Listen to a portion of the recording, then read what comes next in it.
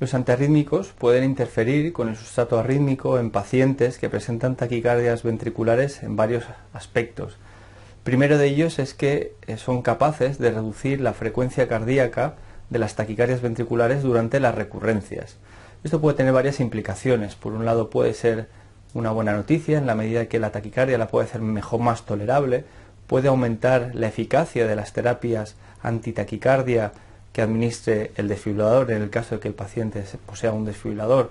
o en el caso de terapias que administremos externamente en el paciente.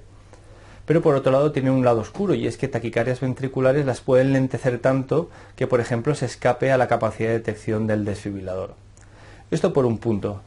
Por otro lado, los fármacos antiarrítmicos también interfieren con el sustrato arrítmico, con algunos de ellos, y precisamente o en concreto con la amiodarona, que es el fármaco antiarrítmico más empleado, pues son capaces de elevar el umbral de desfibrilación. Actualmente los desfibriladores modernos pues son capaces de entregar energías altas por encima de 35 julios, y probablemente el impacto real clínico pues sea limitado, pero bueno, es algo también a tener en cuenta. Finalmente, los fármacos antiarrítmicos son capaces de lentecer la frecuencia cardíaca sinusal propia del paciente. Y ese enlentecimiento de la frecuencia cardíaca puede, por otro lado, pues facilitar el que finalmente el paciente reciba una estimulación por parte del marcapasos, pues de la función del marcapasos del desfibrilador, estimulación innecesaria y que, como se ha visto en varios estudios, pues puede tener consecuencias deleterias para el propio paciente.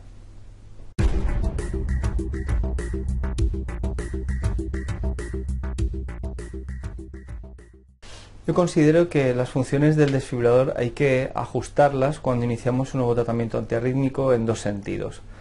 Para pacientes con frecuencias cardíacas límites hay que tener presente que la frecuencia intrínseca del paciente, la propia del paciente, puede reducirse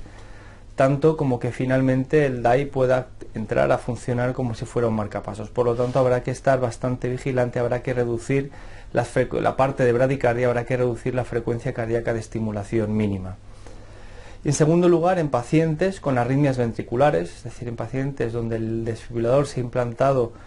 como prevención secundaria de muerte súbita, o bien en pacientes donde el desfibrilador se ha implantado como prevención primaria de muerte súbita y que durante la evaluación desarrollan arritmias ventriculares, habrá que considerar cuando iniciemos un tratamiento antiarrítmico aquellos pacientes con taquicardias ventriculares lentas, pues habrá que considerar que quizá debamos modificar las ventanas de detección para evitar que el desfibrilador deje de detectar ciertas arritmias ventriculares lentas, o probablemente, o quizá mejor incluso, derivarlos a otro tipo de tratamientos como puede ser la ablación con catéter.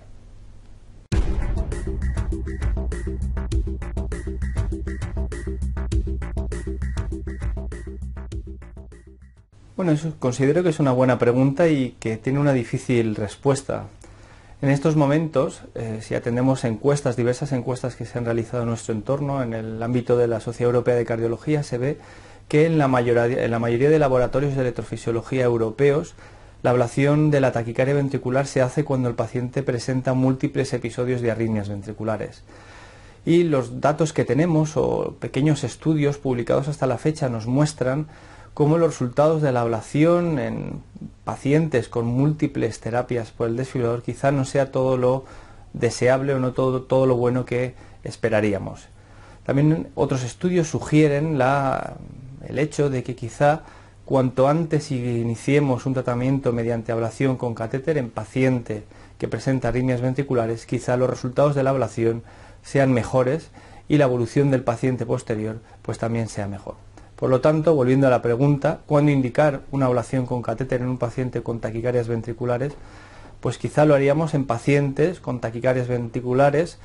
refractarias probablemente al tratamiento farmacológico inicial, que quizás sea lo más habitual en la gran parte de centros europeos, pero un poco la idea sería de no esperar demasiado, es decir, cuando el paciente, a pesar de estar recibiendo tratamiento antiarrítmico farmacológico, presenta alguna recurrencia, considero que debería ser un paciente que debería remitirse a una unidad para intentar un procedimiento de ablación con catéter.